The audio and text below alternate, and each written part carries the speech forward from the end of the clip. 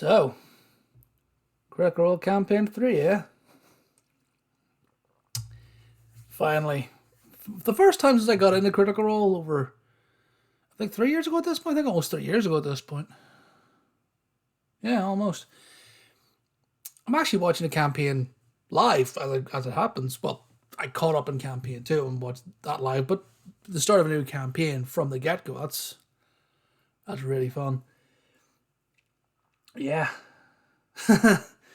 So, gonna start off by saying that there will be spoilers in this.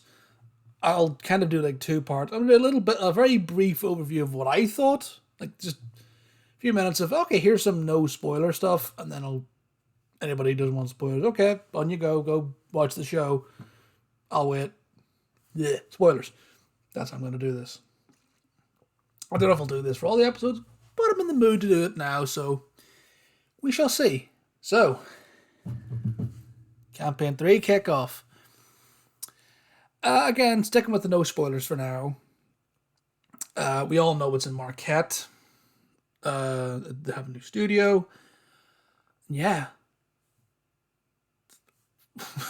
We all know Matt Mercer is a fantastic. We all know what Matt Mercer's like as a DM, as a dungeon master, a game master, whatever term you prefer. And yeah, just home run, whatever you want to call it. Right out the gate, same as ever. No complaints at all for Matt or any of the cast. And the new studio is fucking insane. Like, I'm sure if you're watching this, you've probably seen their behind the set video. I'd go off and watch that. They kind of talk about what they've done to the studio. It's basically, yeah, it's like the ultimate gaming space, which is fucking cool. Really fucking cool. Yeah, the control that Matt has over the studio now is insane. I just watched the cast freak out every time that happened. It was madness.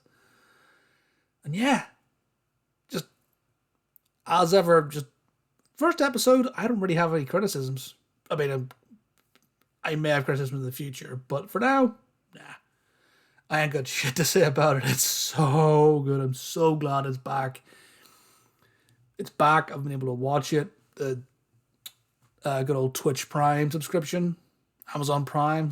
Oh my god, I'm so happy they're actually able to do that. Yeah, so good. Really, really, really good. Really excited to see where a lot of it goes. I'm really happy with all the characters. Really happy with all the characters.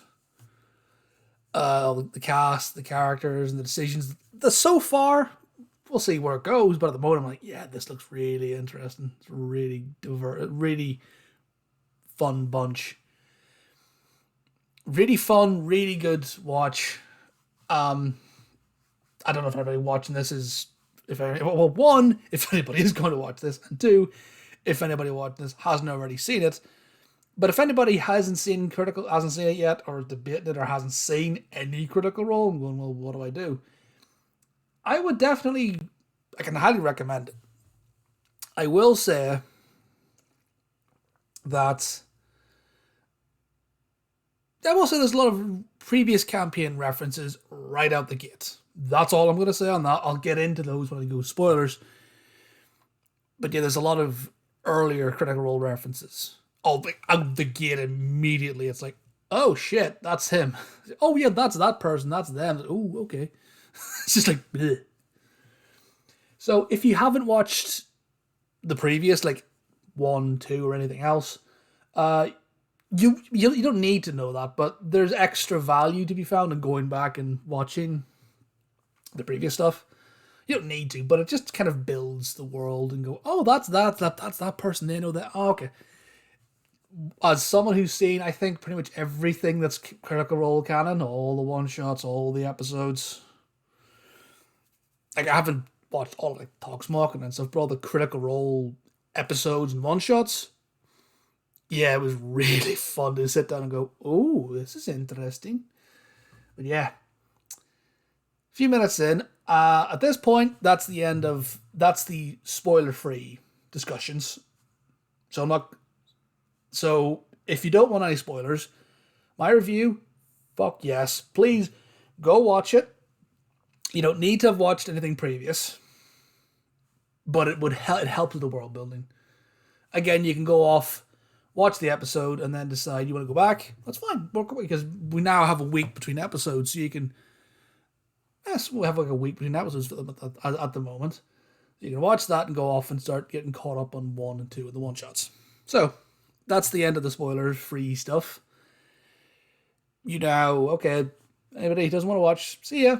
Bye. This is your final warning. Final warning call for anybody for spoilers. This is the final call. The spoiler train terminates here. You going? Good. Holy fuck. I am very fucking happy. I did not expect what happened. I did not expect the Exandria Unlimited characters to come over to this campaign. I was like, okay, EXU, that was a fun little world building thing, and then, oh shit, there they are again. So yeah. So if you've seen the episode, you already know who the various characters are and who's who. But I'm just going to go over them again. I'll go through them in reveal order, if you will, and give my opinions. So first up, we had Laura and Marisha. They were Laudna and Imogen. These Sorlock and Sorcerer. Marisha being the Sorcerer, Warlock, multi-class. I don't know crit roll stats. Thank you, crit roll stats, for the information. So I don't quite know what the multi-class is. Does it say in the crit roll stats yet? I don't think it will. What Marisha is. But yeah. No, just Sorcerer Warlock. It doesn't say if it's one or two of the other, but yeah. Oh my god, I do not know what race she is, but holy fuck. That is dark. That's a very dark character from Russia. I mean, we had Keyleth, Sunshine and Rainbows Keyleth in Campaign 1. Campaign 2 was Bo, sort of, the sort of really good, well, sort of slight asshole that Bo was. But inherently not nightmare fuel. Just, oh yeah, you're decent, you're a human, you're a good person. Yeah, this is a good character. That's a really fucking, I don't know. I have no idea what race or anything that is, but holy shit, Laudna is terrifying. I'm looking forward to seeing what she does with that. And Imogen's really interesting. Like, human, I'm guessing? Well, that was, in the episode, was human. So we know she's a human. And we know she's a sorcerer. They're all level 3. Well, everybody but Travis's character. You saw that in the episode if you're watching this. So they're all level 3, which is, from a DM, that's a good point because everybody will have their subclass and you can just go and get into it. You don't have to figure out what you're going to be.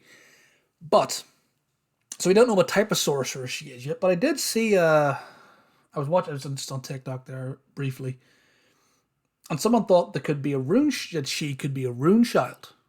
I don't remember the TikTok person, their name. I'm not going to bother crowding them because I'm me.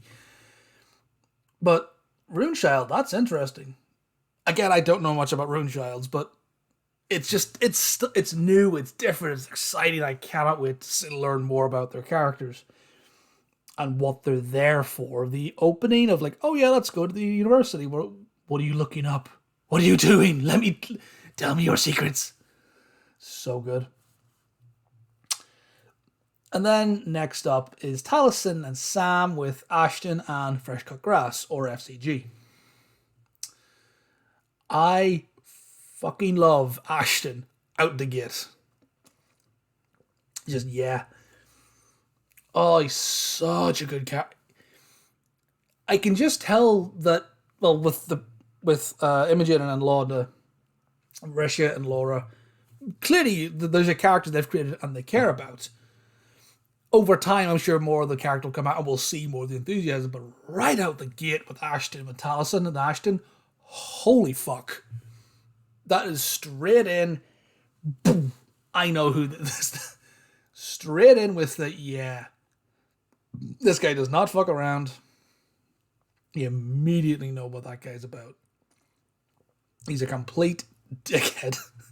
And he's a lovable dickhead as well. Oh my god. I am really looking forward. Like, Ashton is like the Molly. Taliesin really likes that type of character to kick off with. I don't know what Taliesin played in the pre-stream. I think there was one point he played. I think I read something that he was a Dragonborn Paladin before Percy came into Campaign 1. Excuse me. And then he was Percy. And then Campaign 2 was Molly. And Molly was a lovable dickhead. Really charming, but a lovable dickhead. And then Ashton is just another lovable dickhead. Slightly less charming, much more brusque, much more in your face. But yeah, I like that. It's a real just... And then Fresh Cut Grass. I remember previous discussions with the cast talking about how Liam told Sam, no, this is what you do in Campaign 3. I would have loved... oh my god. Already, that is the lovable NPC character. The I would die for this robot. And Sam, well, we all know what Sam's like. But holy fuck, the flask gag. I did not expect that to come out of the gate like that. I was going, okay, we'll get the character intros, we'll meet the characters, we'll start the world build, and then in a couple of sessions, Sam will come out with something ridiculous. Nah, just middle of the episode, big fuck off jerry can, whatever you call them, where you're from. You're just like, oh my fucking god, Sam, you beautiful bastard. Just derailed the scene completely. Oh, you lovable bastard. And then we get on to the EXU plugins. And I really did not expect Robbie in this at all. That came out of fucking nowhere. There was nothing in any of the previous stuff that, oh yeah, we're getting the EXU cast in. It's just, no. EXU cast. And I was like, oh, sweet, cool. Oh, okay, cool. Because, there's Liam. Oh, Liam's playing. Oh, we're getting to see more of Orym. I quite liked Orym. He's a really interesting Dex-based fighter. Yeah, he's good. Oh, I like Fern. And wait, what? Robbie? The fuck? So yeah, we now have Robbie Diamond, whatever you pronounce his surname, at the table. I don't know if he's... I don't know if he's going to be like the permanent core 8 parties, if he's just going to guest spot for a while. I kind of hope he's there permanently. Because again, we met the character in EXU. And holy shit, there's just so much is building of the characters. And just to see that chaos coming back in again. Oh my god. And Fern, just that Ashley Johnson, that lovable demonic force of whatever the fuck Fern Calloway is, I don't know. Jesus, just this sort of lovable and friendly, but also like looks like a cinnamon roll but could kill you description. Whereas, like, looks like a cinnamon roll, could kill you. Orym looks like a cinnamon roll, is a cinnamon roll, but could also kill you. I think I remember seeing that somewhere, but yeah. And then Dorian's just Dorian. Oh my god. But yeah. And then them being there as oh yeah, you're hearing a mission from Keyleth at the Irish Shore. It's like, okay, Matt, calm down with the fucking Campaign 1 callbacks. Ready? Is Keyleth going to be in this? Is Keyleth an NPC in Campaign 3? Because you've immediately tied it into, oh no, you were sent here by Keyleth. Are they going to go back at some point? Are we going to see Keyleth again? What the fuck? And then then obviously it's 843 post-Divergence PD. Campaign 1 was 810, I think, according to the Crit Role timeline. So we're 30 years-ish. We were 30 years post-Campaign 1. So, are we going to see Campaign 1 characters? Are we going to see Campaign 2? There's already been Campaign 1. They've already done more callbacks to Campaign 1, which I suppose that they have all of the Mighty Nine stuff as a buffer. Doing a Campaign 1 callback as early and as strong as it did, that's good because you go, because more people will have forgotten about it. Or more people will be less familiar. And it could also be a way to build hype for The Legend of Vox Machina. Which it could very well be, wouldn't put it past them. But I really don't fucking mind. It's really good. Oh my god. And speaking of Campaign 1 callbacks, Sir Bertrand fucking Bell. What the fuck, Travis? Where did that come from? Yeah, the last cast member to join us about 2 hours into the episode, literally like 2 hours in, going, where the fuck is Travis? And okay, is Robbie replacing Travis? What the hell's going on? Oh no, there he is. And he's playing Sir Bertrand Bell, who, for those of you who don't know, it's a Campaign 1 search. The Campaign 1 one-shot, Search for Grog. Sir Bertrand Bell, Travis played Sir Bertrand Bell in that one-shot, The Search for Grog. He did that and Grog in that one-shot, and then The Search for Bob one-shot, which followed that as well. That's where Sir Bertrand Bell came from. And I was not expecting to see that motherfucker again. Honestly, was not. He just came out of the entrance as well. Was this figure comes out of the tavern, and I'm like, hang on, walking stick rapier, and I was like, the voice, and I was like, that's a familiar voice, Travis. Where are you pulling that from? Oh, fuck, Sir Bertrand Bell. Which immediately I want to have. I just want the fucking. I want to see the interaction where Orym name drops Keyleth or Erishari, and Sir Bertrand goes, Metal Gear alert. Wait, what? Keyleth? It's like, you know Keyleth? Yes, I went to the Plains of Pandemonium with her. Wait, what the fuck? Just already it is so heavily tied into Campaign 1. It is ridiculous. And I'm kind of thinking that I wouldn't be surprised if there were some sneaky references to Campaign 2 in there as well that I just missed. But holy shit. I did not expect any of that. Any of the Campaign 1 stuff. I thought Liam was going to come. I thought they were just going to come in with a completely clean cast and just. Because the Mighty Nine, apart from Jester and Artie, apart from that was the only Campaign 1 tie-in that I can remember. Because none of the other characters had any link at all to Campaign 1. There was just a fresh character, completely separate, and Artie was that little bridge. It's that little link between the worlds. Whereas Campaign 3 is very heavily tied to Campaign 1. Already, which I don't mind. I really don't. I'm just interested to see where it goes. I'm really interested to see where it goes. And I fucking love this, oh god, the city, the name of the city that I cannot pronounce. Jardor. It's in the episode. The Matt's design of that city it's chaotic, it's incredible, it's really unique and really fun. I'm really interested to see more of that city and what the fuck else he's going to come up with. Because all I know of, I think most critters know of Marquette is Shamal, where Gilmore's from, who... Oh, Gilmore's still around. He was an EXU.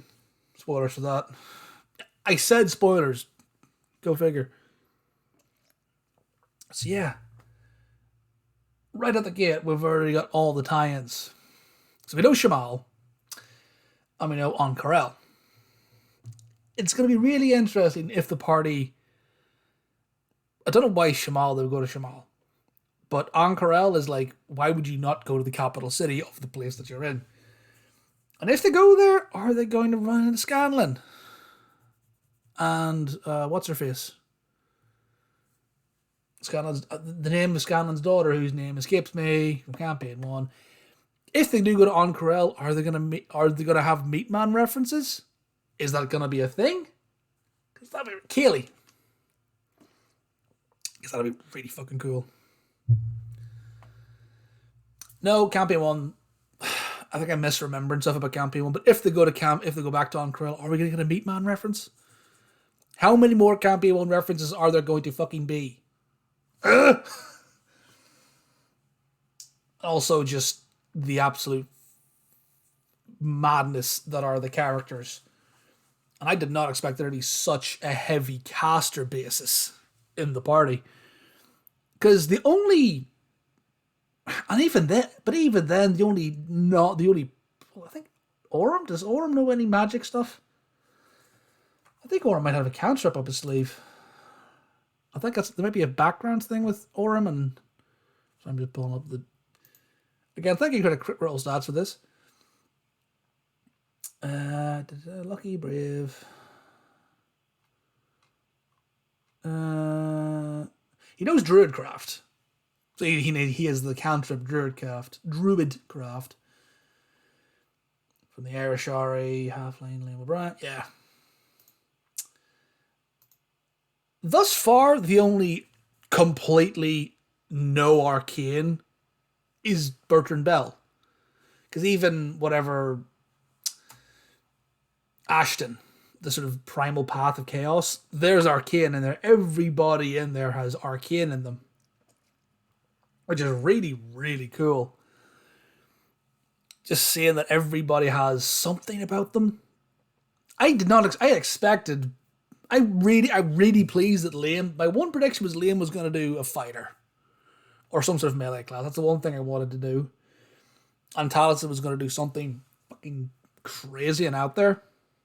I'm disappointed there's no Loxodons or Pachyderms. Pachyderms something, that's what Matt called them in the episode. I'm disappointed there's not one of those in the party, but there's plenty of them around. So, that's fine. But yeah. Oh, it's really fun.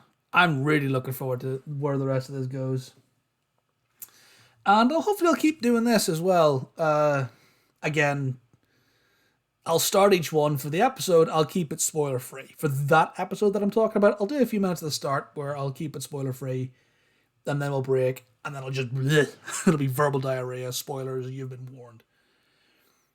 Yeah, really enjoyed it. Really enjoyed it. Really looking forward to seeing where this goes. But yeah, until next time, fellow critters and adventurers, take her handy, and until next time. And is it Thursday yet? No, I'm not going to steal Matt's bit. So, until next time, adventurers, see ya.